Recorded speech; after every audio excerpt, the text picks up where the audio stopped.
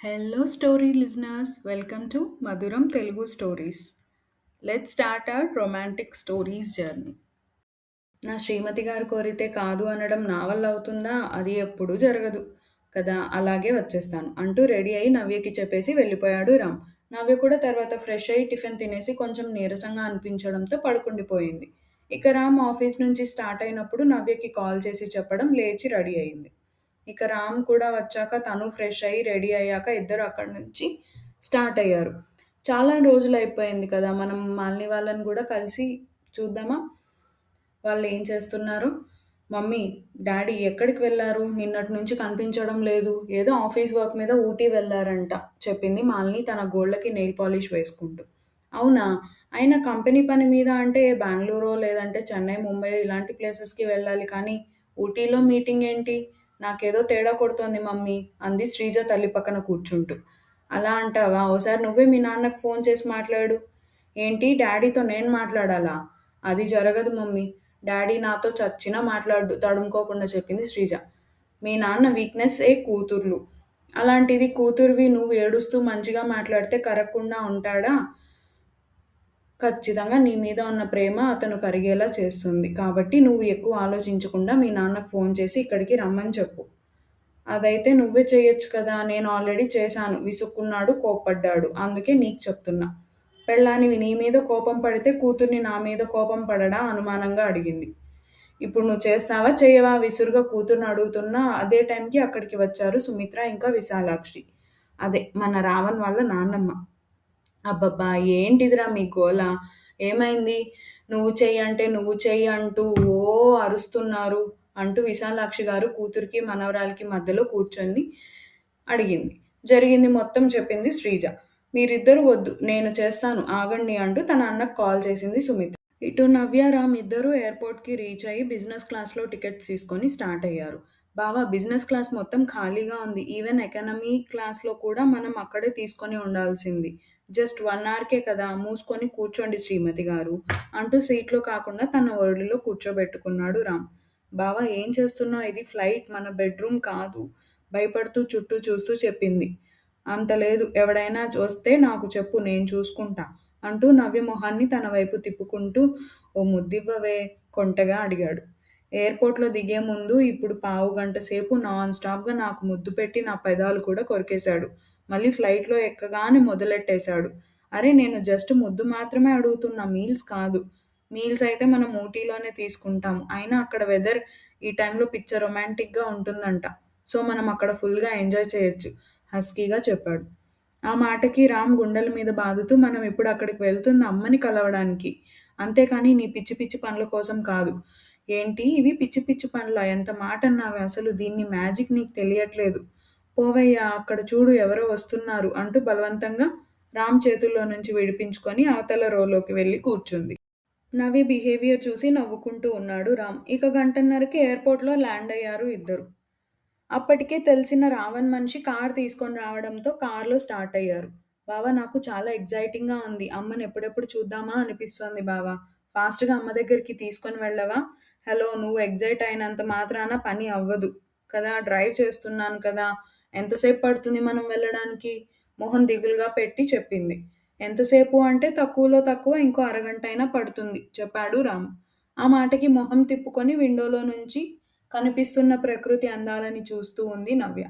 నవ్యని చూసి నవ్వుకుంటూ car driving చేస్తూ ఉన్నాడు. కొద్ది నిమిషాలకి రఘు గారు, సంధ్య గారు ఉన్న రిసార్ట్ దగ్గర ఆగింది కార్.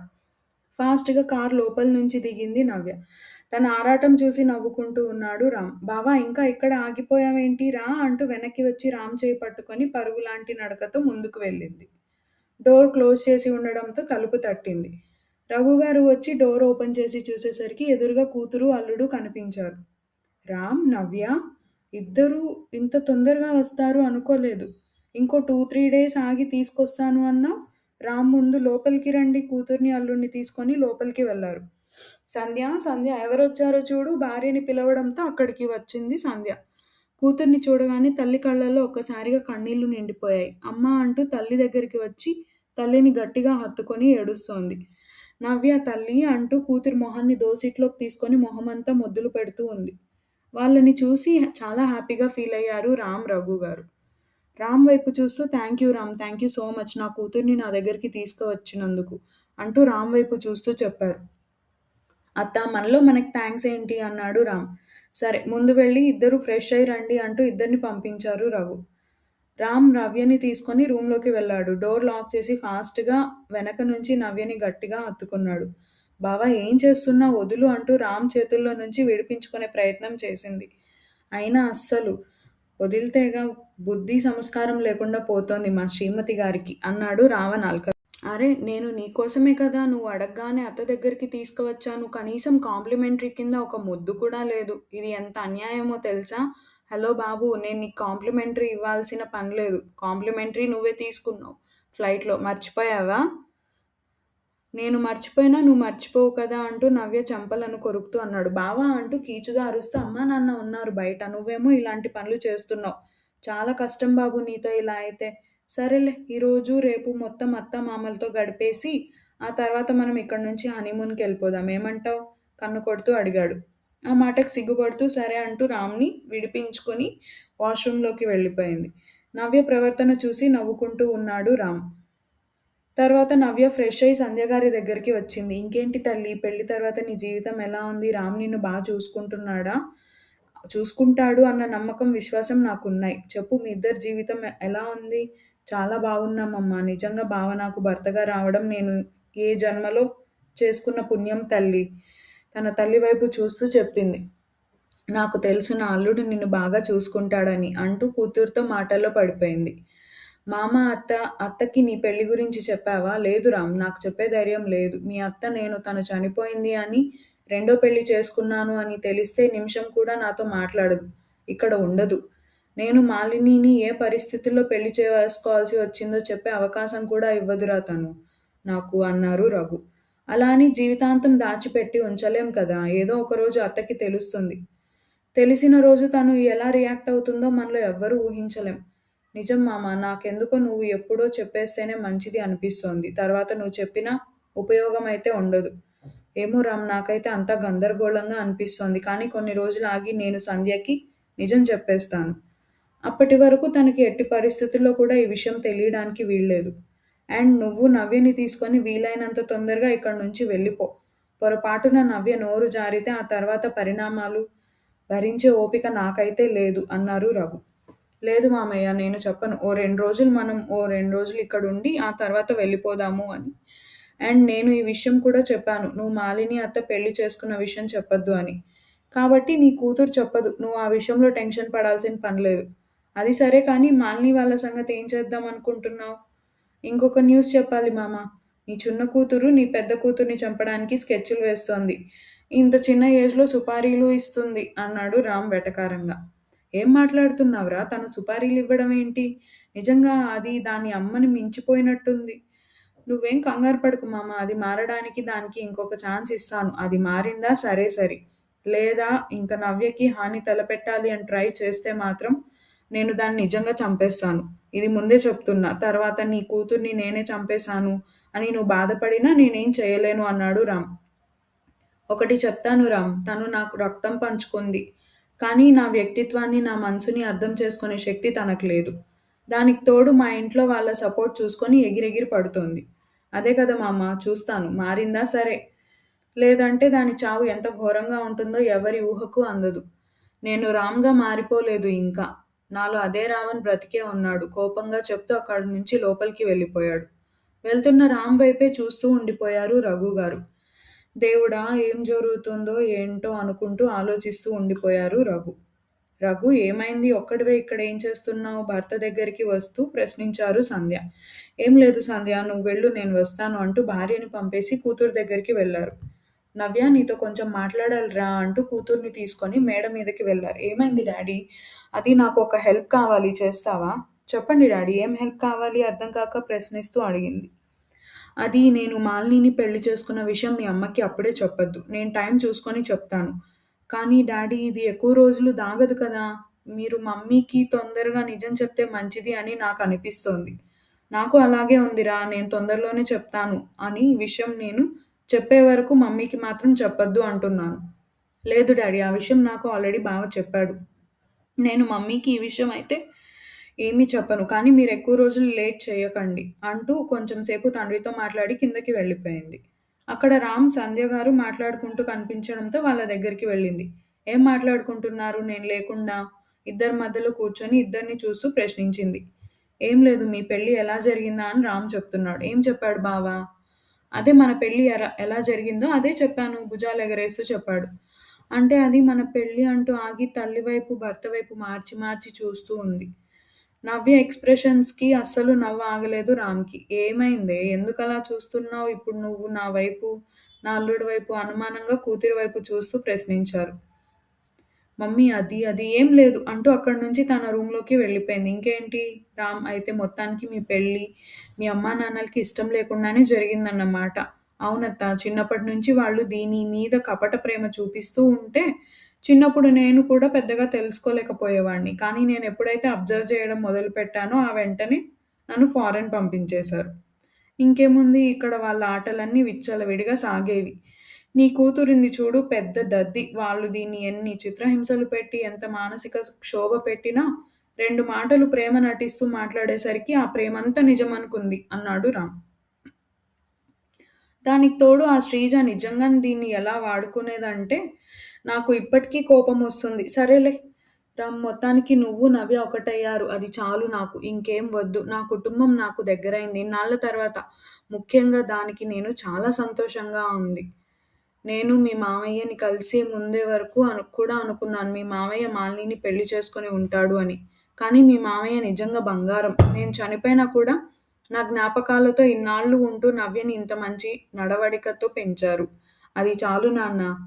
ఇంక నువ్వు నీలాంటి మంచి అబ్బాయి నా కూతురికి భర్తగా రావడం నిజంగా దాని అదృష్టం అంటూ తన ఫ్లోలో తను చెప్పుకుంటూ ఉన్నారు. సరిగ్గా అప్పుడే కిందకి వచ్చిన రఘు గారి చెవిన పడ్డాయి ఆ మాటలు. లేదు. నేను మాలినిని పెళ్లి చేసుకున్నాను అని నీకు ఎలా చెప్పాలి సంధ్య? పరిస్థితులు నా చేత పని చేయించాయి అని నీకు ఎలా చెప్పాలి అనుకుంటూ ఆలోచిస్తూ కన్నీళ్ల పర్యంతమై కొంతసేపటికి తేరుకొని అక్కడి నుంచి సంధ్య దగ్గరికి వచ్చారు. ఏమైంది రఘు? నువ్వు దేనికోసమైనా ఏడ్చావా? అడిగారు సంధ్య గారు. ఆహా! ఏం లేదు. కొంచెం డస్ట్ పడింది అందుకే. కళ్ళలోంచి నీళ్లొచ్చేశాయి. అందమైన అబద్ధంతో దాన్ని కవర్ చేశారు. సరే అయితే అంటూ మాటల్లో పడిపోయారు అందరూ. ఇక సంధ్య గారి దగ్గర, రఘు గారి దగ్గర 2 రోజులుండి తిరిగి నవ్యని తీసుకొని అక్కడి నుంచి వెళ్ళిపోయాడు. బావ ఇప్పుడు మనం ఎక్కడికి వెళ్తున్నాం? నిన్ను తీసుకొని మనుషులెవ్వరూ లేని చోటుకి వెళ్ళిపోతున్నాను. బాబోయ్! ఎందుకు సార్? అప్పుడు మనకు అడ్డు చెప్పేవాళ్ళెవ్వరు ఉండరు కదా! సర్లే కానీ ఎక్కడికి వెళ్తున్నామో చెప్పు బావ. ఇక్కడే ఇదే ఊటీలో ఉంటున్నాం అంటూ వీళ్ళ కాటేజీకి కొంచెం దూరంగా ఒక అందమైన రిసార్ట్ బుక్ చేశాడు. బావ ఇది చాలా బావుంది. నిజంగా నీకు నచ్చిందా? చాలా సూపర్ ఉంది తెలుసా? రామ్‌తో మాట్లాడుతూ తన చెయ్యి పట్టుకొని లోపలికి వదిలింది. లోపల థీమ్, యాంబియన్స్ అన్నీ తన టేస్ట్‌కి తగ్గట్టు ఉండడం చూసి రామ్ వైపు అబ్బురంగా చూసింది. సరే ఫాస్ట్‌గా రెడీ అయ్యి వస్తే బయటకి వెళ్దాం. లేదు అంటే ఇక్కడే ఇలాగే మంచం మీద ఉండిపోదాం. నాకు సెకండ్ ఆప్షన్ అంటే బాగా ఇష్టం. కానీ నీ కోసం ఆలోచించి ఈ సెకండ్ ఆప్షన్‌ని త్యాగం చేసి ఫస్ట్ ఆప్షన్ ఇస్తున్నాను. సర్లే నేను ఫ్రెష్ అయ్యి వస్తాను. బయటికి వెళ్దాం అంటూ తన డ్రెస్ తీసుకొని వాష్‌రూమ్‌లోకి వెళ్ళిపోయింది. అత్త నువ్వు డ్యాడీకి కాల్ చెయ్యి. మమ్మీ కాల్ చేసినా లిఫ్ట్ చేయట్లేదు. నాతో మాట్లాడరు డ్యాడీ. వెళ్ళి ఇన్ని డేస్ అయింది ఆఫీస్ పని మీద. అయితే ఎన్ని డేస్ డ్యాడీ ఉండరు కదా! అక్కడ ఇంకేదో జరుగుతోందత్త మనకు తెలియకుండా. మన వాళ్ళు ఎవరైనా పంపొచ్చు కదా! అక్కడే రామ్ బావ కూడా ఉన్నాడు. ఒకవేళ పొరపాటున మన వాళ్ళు గాని బావ కంట పడితే అప్పుడు మన పని అయిపోతుందది. అర్థమవుతోందా? అర్థమవుతోంది. కానీ ఇప్పుడు మనలో ఎవరో ఒకరు నువ్వు వెళ్లి చూడలేం కదా! ఎందుకు వెళ్ళలేం నేను వెళ్తాను. వద్దు శ్రీజ నువ్వెక్కడికి వెళ్ళొద్దు. అసలే మీ నాన్న, మీ బావ ఇద్దరూ నీ మీద కోపంగా ఉన్నారు. ఇలాంటి టైంలో నువ్వు వెళ్లి దొరికితే మాత్రం పరిణామాలు చాలా దారుణంగా ఉంటాయి. కానీ అలా అని అక్కడ ఏం జరుగుతోందో మనం తెలుసుకోకుండా ఉండలేం కదా మమ్మీ! మీరాగండి. నేనే ఎవరినైనా పంపిస్తాను ఆలోచనలో పడ్డారు సుమిత్ర. వదినా నువ్వు కూడా ఇందులో ఇన్వాల్వ్ అవ్వొద్దు. ఇప్పటికే రఘుకి నీ మీద డౌట్ ఉంది. దాన్ని ఇంకా పెంచొద్దు. నువ్వు సైలెంట్‌గా ఉండు అంది మాలిని. కానీ అలా అని ఎంతకాలం మనం సైలెంట్‌గా ఉంటాం? ఆ రోజు కూడా నువ్వు అలా చేయబట్టే అనేసరికి ఆ సంధ్యకి పెళ్లి జరిగిపోయింది. ఆ నవ్య పుట్టింది. లేదంటే ఈరోజు రామ్ శ్రీజని పెళ్లి చేసుకొని ఉండేవాడు. ఇప్పుడు కూడా నువ్వు ఇలా చేసి నవ్య, రామ్ ఒకటయ్యేలా చెయ్యొద్దు. ఈసారికి నేను ఆలోచిస్తున్న ప్లాన్ కరెక్ట్ అని నాకనిపిస్తోంది మాలిని. కాబట్టి నువ్వు సైలెంట్‌గా ఉండు. జరిగింది చూస్తూ ఉండు అంతే. దేవుడా! వీళ్ళకి నేనెలా చెప్పాలి? ఆ రఘునే చాలా తెలివైనవాడు అంటే, రఘుకి 10 రెట్లు తెలివైనవాడు రామ్. అలాంటిది వారిని మీరు ఎదుర్కోవాలి అనుకుంటున్నారు. ఏమైనా తేడా జరిగితే మాత్రం మొత్తం బండారం అంతా బట్టబయలవుతుంది. టెన్షన్ పడుతూ ఆలోచిస్తూ ఉంది మాలిని. ఏమైంది మమ్మీ? దేని గురించి ఆలోచిస్తున్నావు? ఆలోచనలో ఉన్న తల్లిని కదుపుతూ అంది శ్రీజ. ఏం లేదే మీ నాన్న గురించి, మీ బావ గురించి తలుచుకుంటేనే భయమేస్తోంది. వాళ్ళకి నిజం తెలిస్తే మాత్రం మనలో ఎవ్వరిని బ్రతకనివ్వరు. మీ నాన్న సైలెంట్‌గా ఉన్నా రామ్ మాత్రం సైలెంట్‌గా ఉండడు.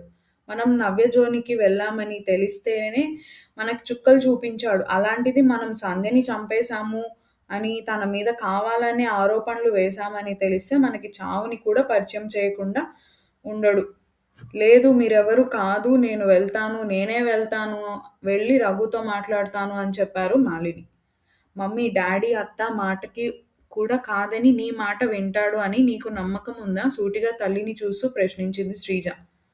మన దగ్గర ఇప్పుడు దీనికంటే బెటర్ ఆప్షన్ ఉంది అని నీకు అనిపిస్తుందా? అడిగింది మాలిని. ఆలోచిద్దాం. మామ ఎక్కడికి వెళ్ళాడు? సుమిత్ర గారి వైపు చూస్తూ అడిగింది. తన కన్న కొడుకు చేతే తనకు అవమానం జరిగినందుకు బాధతో కుమిలి కుమిలి చస్తూ బతుకుతున్నారు మీ మావయ్య. ఇప్పుడు మనం మీ మావయ్యని కదిపితే అది మనకే చుట్టుకుంటుంది. అవసరమా? అయినప్పుడు కానప్పుడు అందరి చేత మాటలు పడడం నాకు కూడా ఎందుకో మాలిని చెప్తుంటే కరెక్ట్ అనిపిస్తోంది శ్రీజ. ఒకసారి నువ్వు కూడా దాని గురించి ఆలోచించు. అత్త, ఆలోచించడానికి ఏముంది? నాకెందుకు భయంగా అనిపిస్తుంది. ముందు నువ్వు డాడీకి కాల్ చేయి. ఏదైతే అది అవుతుంది అనగానే క్షణం కూడా ఆలస్యం చేయకుండా వెంటనే రఘుకి కాల్ చేసింది సుమిత్ర. ఒక 2 సార్లు చేసినా తీయకపోవడంతో మళ్ళీ ఇంకోసారి చేసింది. హలో! అయినా 2 సార్లు నువ్వు చేసినప్పుడు నేను తీయలేదు అంటే నేనేదైనా పనిలో బిజీగా ఉండి ఉంటాను అని అర్థం. అర్థం చేసుకోవాలి కదా! సుమిత్ర, ఇంత వయసు వచ్చినా నీకు వీటి గురించి తెలియడం లేదా? అడిగారు రఘు చిరాకుగా. అన్నయ్య, అది కాదు. ఇప్పటికే 3 డేస్ అవుతోంది బిజినెస్ వర్క్ మీద అయినా నువ్వు ఎప్పుడు ఇంత లేట్ చెయ్యవు కదా! అందుకే అడుగుతున్నాను. అంటే ఏంటి నీ ఉద్దేశం? కావాలని నేనిక్కడ డిలే చేస్తూ ఉన్నాను అనుకుంటున్నావా? క్లయింట్స్ వస్తేనే కదా నేను కూడా మీటింగ్ పని కంప్లీట్ చేసుకొని రాగలను.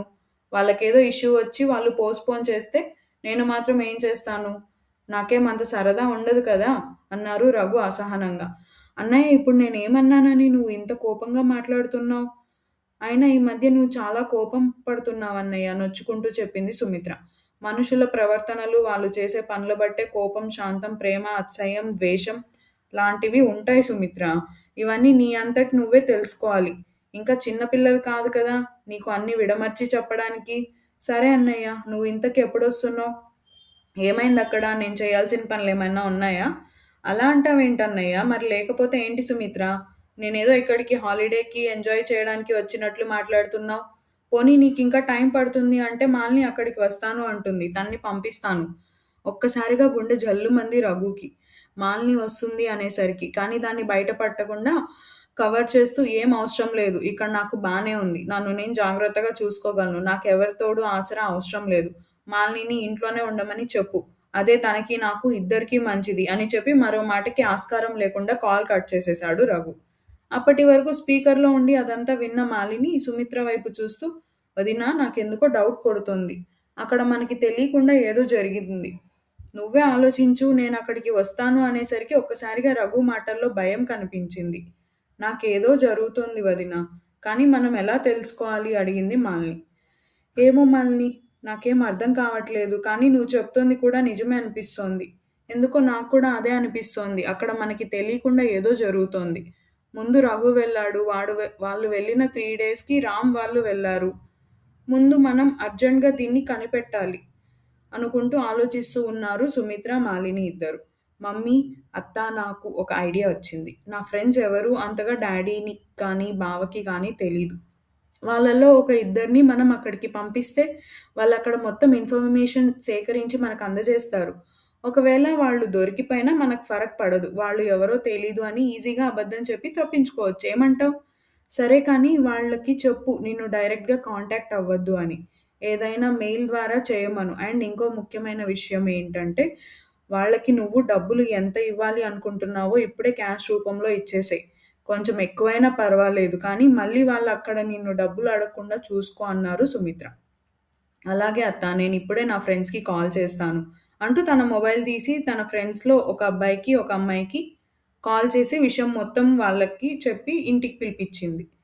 వాళ్ళు కూడా ఫాస్ట్‌గా శ్రీజ దగ్గరికి వచ్చారు.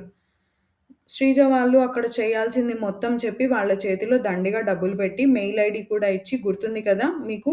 నాతో ఏమైనా కమ్యూనికేట్ అవ్వాలి అన్నా, ఏమైనా ఫోటోస్ షేర్ చేయాలి అన్నా మెయిల్ ఐడీ ద్వారానే.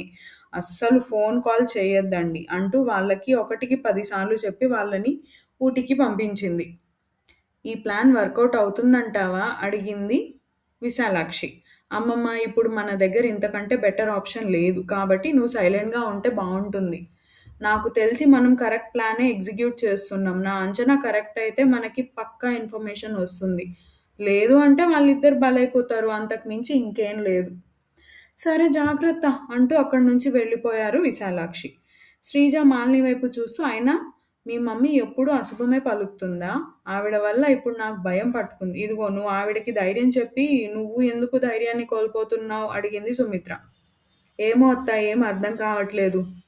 నేను అనుకున్న ప్లాన్ అనుకున్నట్టు ఎగ్జిక్యూట్ అయ్యి ఉంటే ఈ పాటికి ఆ నవ్య చచ్చి ఒక రోజు అయి ఉండేది అంది శ్రీజ. ఏం ప్లాన్? అనుమానంగా అడిగింది మాలిని. నీకు చెప్పలేదు కదా, నేను యాక్చువల్గా ఆ నవ్య ఊటీ వెళ్ళకపోయి ఉంటే నిన్న అది గుడికి వచ్చేలా ప్లాన్ చేద్దాం అనుకున్నా. అది గుడికి వచ్చిన వెంటనే ఆల్రెడీ ఒక మనిషికి సుపారీ ఇచ్చి ఉంచాను. వాడు దాన్ని వేసేసేవాడు. కానీ దాని గుడ్ లక్ అది ఊటీ వెళ్ళిపోయింది. దాని చావు పోస్ట్‌పోన్ అయింది అంది శ్రీజ. దాని గుడ్ లక్ కాదు మన గుడ్ లక్ కోపంగా కూతురి వైపు చూస్తూ చెప్పింది మాలిని. ఏం మాట్లాడుతున్నావు మమ్మీ? దానికి కాకుండా మనకెందుకు గుడ్ లక్? అది బతికి ఉంది కాబట్టి ఈరోజు నువ్వు, నేను మనం అందరం ప్రాణాలతో ఉన్నాం. లేదంటే ఈ పాటికి నీ బాబు, రామ్ ఇద్దరూ కలిపి మనల్ని చంపేసేవాళ్ళు. అర్థమవుతుందా? కూతురికి గడ్డి పెట్టే ప్రయత్నం చేస్తూ ఉంది మాలిని. అలా ఏం కాదు. నేను చంపించినట్టు బావ వాళ్ళకెలా తెలుస్తుంది? బావ శత్రువులెవరో చేశారనుకుంటారు అంది శ్రీజ. అక్కడున్నది రామ్. అర్థమవుతుందా? దద్దమ్మ కాదు. నువ్వు నేను చెప్పే కట్టుకథలన్నీ నమ్మడానికి అంది మాలిని. సర్లే అప్పటికి ఏదో ఒకటి చేసేవాళ్ళం కానీ ముందైతే ఆ నవ్య పీడ విరగడైపోయేది కదా! దానికి సంతోషించు చెప్పింది శ్రీజ. నీకు చెప్పడం వేస్ట్. చెప్పినా కూడా నువ్వు వినవు. ఏదైనా ఒకసారి అనుభవంలోకి వస్తే గానీ తెలీదు అంటారు కదా! అలాగే ఉంది ఇప్పుడు నీ పరిస్థితి కూడా. నేనేం చెప్పినా అవన్నీ నీకన్నీ నార్మల్‌గానే అనిపిస్తాయి. ఒకసారి మనం డీప్‌గా వెళ్లి వాటి గురించి చూస్తేనే మనకి తెలుస్తుంది అంటూ కూతుర్ని తిట్టేసి అక్కడి నుంచి తన తల్లి దగ్గరికి వెళ్ళింది మాలిని. నువ్వు మీ మమ్మీ మాటలు పట్టించుకోవద్దు సరేనా? అంటూ శ్రీజ తల నిమిరి అక్కడి నుంచి వెళ్ళిపోయారు సుమిత్ర కూడా. నెక్స్ట్ అప్డేట్‌లో కలుద్దాం. Please like, comment, subscribe and share it with your friends. Thank you.